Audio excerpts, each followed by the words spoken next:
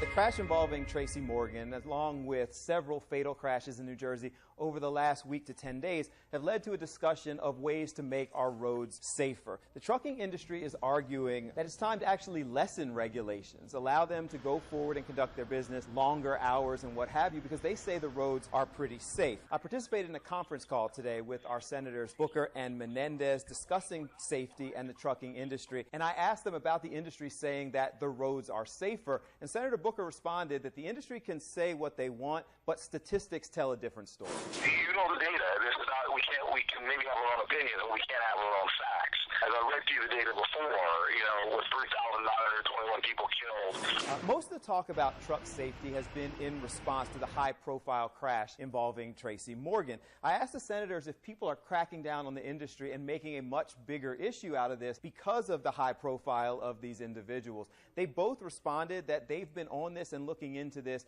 because of problems in New Jersey, and their involvement actually predated any of these major crashes that we've seen right now. The traffic issues and concerns in New Jersey are likely only to get worse, because tonight is actually the first night that the upper lanes of the George Washington Bridge will be closed for 12 weeks for construction going forward. They estimate delays an hour to 75 minutes. The latest update quickly on Tracy Morgan indicates that he continues to get better, he continues to heal, but it's a slow process. Meanwhile, the trucking industry is arguing that even with these high-profile cases, our roads are much safer. Senator Booker is right about one thing. You're not entitled to your own facts, and my question would be, where is he getting his facts? Because it didn't take me long to pull up just a couple stats. One, that sleeping drivers, this whole idea of a driver getting sleepy behind the wheel has had this precipitous decline since 2002 in New Jersey, and that's according to the state police. The National Highway Transportation Safety Administration says that highway deaths are the lowest in 60 years, and when it comes to trucker safety, there are two factors that Senator Booker seems to be ignoring. Number one is it's an abuse of prescription drugs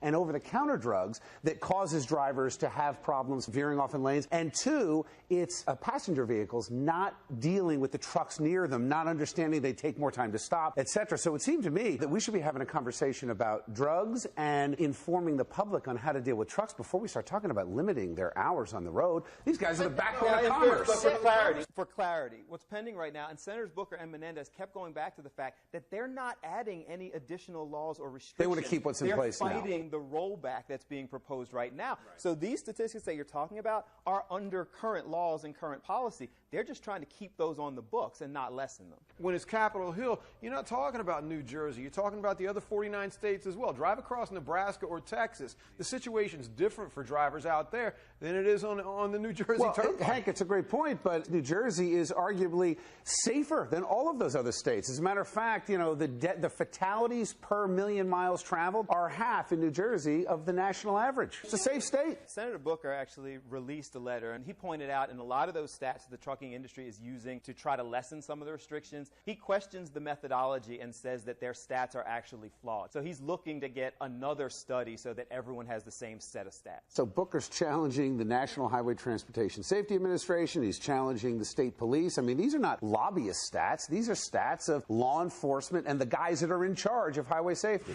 Michael, I understand the Trucking Association got back to us. Yeah, so the American Trucking Association got back to me, and they said that insinuating that the trucking industry wants to roll back on the hours of service rules, it couldn't be further from the truth. What we support is a temporary suspension of the rules while the agency studies the safety impact of more daytime driving. Research, they said, they have not done yet.